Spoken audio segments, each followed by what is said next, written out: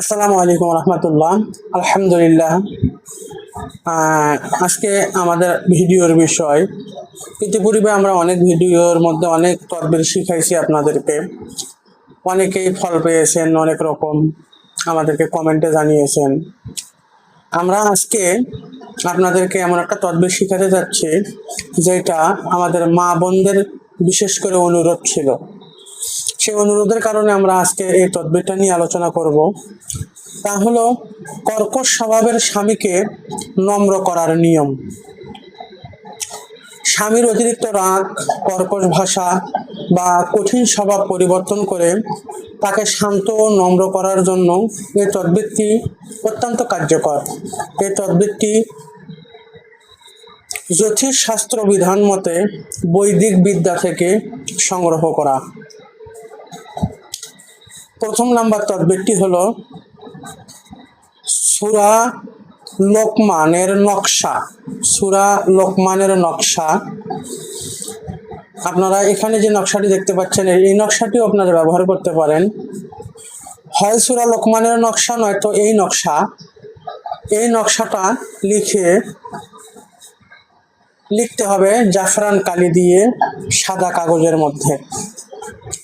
লিখে তাবিজটি লেখার পর টানা 7 দিন মাগরিবের নামাজের পর 101 বার করে ইয়া হালিমু ইয়া হালিমু ইয়া হালিমু, এই এসএম আল্লাহ তাআলার এই পবিত্র একটা নাম, এই নামটি পাঠ করে তাবিজের উপরে ফু দিতে হবে বরাবর 101 বার করে টানা 7 দিন। সিদ্ধি হয়ে গেল। এবার প্রয়োগ বিধি কিভাবে ব্যবহার করবেন। সিদ্ধি করা তাবিজটি একটি তামার মাদুলিতে ভরে আপনার ব্যবহারের কোনো কাপড়ের কোনায় বা সালোয়ারের ভিতরে, যেমন পায়জামার যে ফিতা থাকে ফিতার মধ্যে ঢুকাইয়া দিবেন, অথবা মাদুলিটা হাতে বা কোমরে বা গলায় যেখানে মন চায় সেখানে রাখবেন। যদি স্বামীর সন্দেহ হয় তাহলে কাপড়ের মধ্যে সেলাই করে নেবেন। আশা করি বুঝাতে পেরেছি বিষয়টা। ইনশাআল্লাহ এই আমলের বরকতে স্বামীর কঠিন হৃদয়, কঠিন থেকে কঠিনতর হৃদয়ের ব্যক্তিও নরম হয়ে যাবে। 100% ইহা পরীক্ষিত। আমার নিজেরই অসংখ্যবার পরীক্ষা করে রেখেছি অসংখ্য ব্যক্তিদেরকে দিয়ে। আর একটি তদবির আমি আজকে আপনাদের শিখাবো, সেটি হলো টোটকা। তা হলো টোটকাটি করার জন্য প্রয়োজন হবে এই বদমেজাজি স্বামীকে বশীভূত করার একটা টোটকা। সেটা হলো অল্প পরিমাণ শ্বেত চন্দনের গুঁড়া, একটা মিষ্টি পান এবং কয়েক ফোঁটা গোলাপ জল। উপকরণগুলো আমি বলতেছি আবার। অল্প পরিমাণ শ্বেত চন্দনের গুঁড়া, একটি মিষ্টি পান এবং কয়েক ফোঁটা গোলাপ জল। উপাদানগুলো একত্রে মিশিয়ে একটি ছোট পুঁটুলি তৈরি করুন, ছোট করে। এরপর পুঁটলিটি হাতে নিয়ে 7 বার দরুদ শরীফ পাঠ করুন।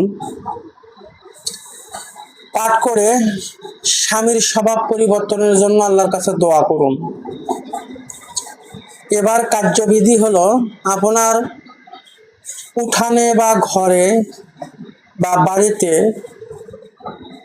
ঘরের অনেক ঘর আছে পরিত্যক্ত আমাদের বাড়িতে থাকে, যদি এরকম ঘর না পাওয়া যায় তাহলে কোনো না কোনো একটা স্থানে ছায়াযুক্ত, সেটা পুকুরের পাড়ে পানির মধ্যেও হতে পারে, যেখানে ছায়া থাকে সব সময়, ছায়াযুক্ত জায়গায় এই পুঁটলিটা পুঁতে দিবেন মাটির মধ্যে। পুঁতে দেওয়ার পর ওখানে দাঁড়িয়ে আল্লাহ তাআলার কাছে দোয়া করবেন। কার্য শেষ করার পর বাড়িতে ফিরে গিয়ে অবশ্যই কিছু মিষ্টি দ্রব্য ছোট বাচ্চাদের মাঝে বিলি করে দিবেন। ইনশাআল্লাহ এই টোটকাটি যদি আপনি সঠিকভাবে সম্পূর্ণ করতে পারেন, কর্কশ স্বভাবের স্বামী অতি তাড়াতাড়ি নরম স্বভাবের হয়ে যাবে। স্ত্রীকেও বশীকরণ করা যায় এই পদ্ধতি অবলম্বন করে। মাঝখানে একটি কথা রয়েছে, এই বস্তুগুলো যত তাড়াতাড়ি পচবে আপনার কাজ তত তাড়াতাড়ি হবে। আমার এই তদবিরগুলো, আমার এই শিখানো তদবিরগুলো আপনারা ভালো কাজে ব্যবহার করবেন, কখনই খারাপ কাজে ব্যবহার করবেন না। ভিডিওটি শেয়ার করে দিবেন যাতে আরো 10 জন যেন উপকৃত হতে পারে যারা এরকম কোনো সমস্যার মধ্যে ভুগতেছে।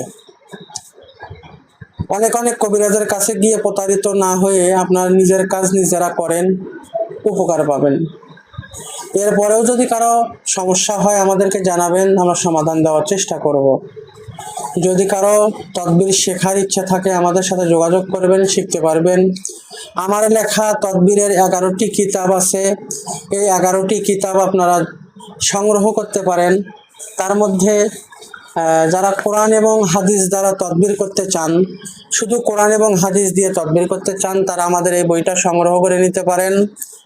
ইহা ব্যতীত আমাদের নিকটে অসংখ্য তদবিরের কিতাব আমার লেখা রয়েছে, যে কিতাবগুলো লেখা হয়েছে 1000 বছর, 100 বছর, উর্দু, ফার্সি, ইংরেজি, এইরকম অনেক তদবিরের কিতাব থেকে সংকলন করে আমরা তদবিরের কিতাবগুলো লিখেছি। আপনারা সংগ্রহ করে নিতে পারেন। আর আমাদের জন্য দোয়া করবেন, আমাদের পেজটা ফলো করে দিবেন, লাইক দিবেন একটা অবশ্যই, শেয়ার দিবেন অবশ্যই, এবং আপনার যদি কোনো মন্তব্য থাকে তা কমেন্টে জানাবেন। আমরা পরবর্তী ভিডিওর মধ্যে আপনার জানানো বিষয় নিয়ে আলোচনা করার চেষ্টা করব ইনশাআল্লাহুল আজিজ। সবাই ভালো থাকবেন, সুস্থ থাকবেন, আমাদের জন্য দোয়া করবেন। যদি কেউ মারাত্মক কোনো সমস্যায় ভুগতেছেন আমাদের সাথে যোগাযোগ করতে পারেন, আমরা সমাধান দেওয়ার চেষ্টা করব। সেই পর্যন্ত আল্লাহ আমাকে, আপনাকে, আমাদের সবাইকে ভালো রাখুক, সুস্থ রাখুক। আসসালামু আলাইকুম ওয়া রাহমাতুল্লাহি তাআলা ওয়া বারাকাতুহু।